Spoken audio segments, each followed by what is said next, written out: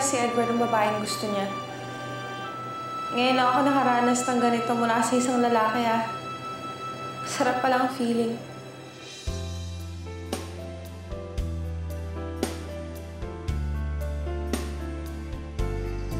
Sana hindi ka nagalit sa akin.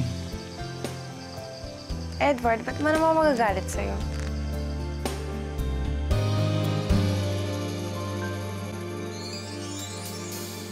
Narito lang ako, naghihintay sa'yo, pag-ibig.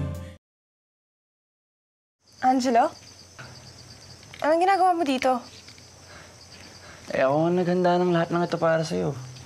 Ako ang nagbigay ng bulaklak at ako din ang nagpahatid sa'yo mula sa driver. Bakit mo ginamit ang pangalan ni Edward? Jessica, alam ko namang si Edward ang gusto mo. But I won't stop from there. Kahit naitaboy mo ako, lalapit pa rin ako sa'yo.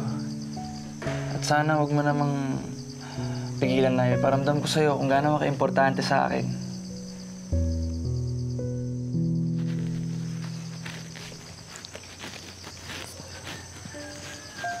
Jessica.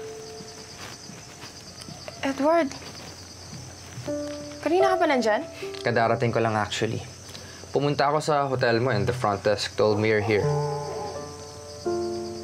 Ba't nandito si Angelo? Wala. Pinilit niya akong pumunta dito. Muting-muting ka na, baka kung ano nangyari sa akin dito.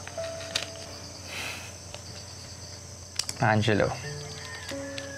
Obviously, you're not wanted here. Kaya kung ako sa'yo, umalis ka na lang. Ba't naman ako aalis dito eh? Ako naghanda ng lahat na ito para sa kanya. Asa ka pang magugustuhan ka ni Jessica. Huh? Jessica, can you just tell him to leave?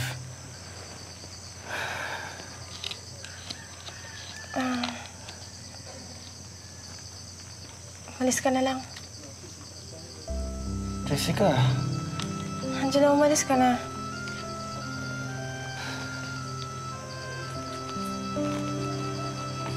Aalis ka din pala eh.